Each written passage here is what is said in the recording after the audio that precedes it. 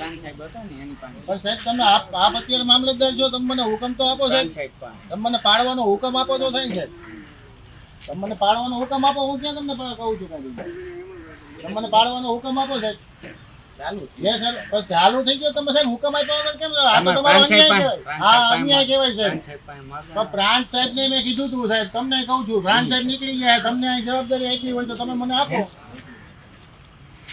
તમે મને પાડવાનો હુકમ આપજો સાહેબ, ત્યાં સુધી તમે ન પાડતા, મહેરબાની કરી. નકર આમાં કોર્ટ મેરેજ થશે સાહેબ, તમે હેરાન થશો. હું તમને સાચું કહું છું. તમને હુકમ તો આપશો ને સાહેબ.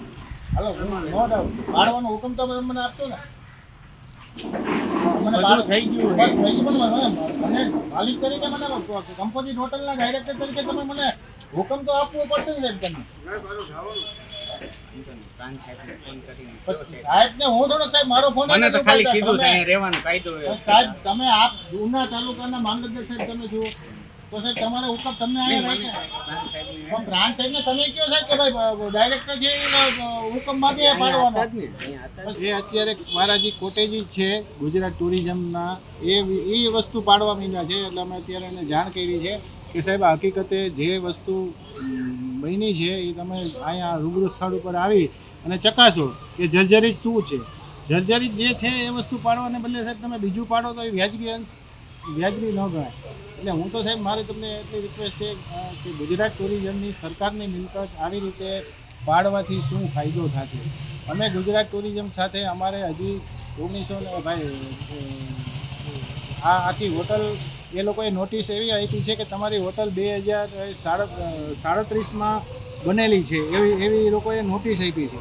ભાઈ 1937માં બનેલી વસ્તુ છે અને એ અમે પાડવા આવ્યા છીએ. હકીકતે 1937માં હોટલ નથી બની, હોટલ 1990-92માં બની છે અને 94થી અમારી પાસે લીઝ ઉપર છે.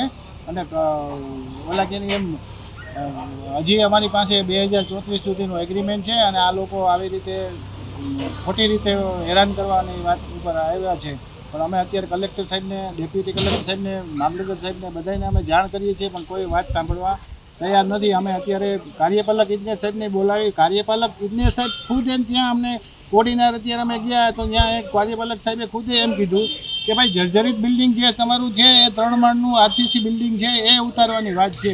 તો આ લોકોએ કોટેજીસ મારા પાડવાની શરૂઆત કરી છે. ખરેખર એ વ્યાજબી નથી.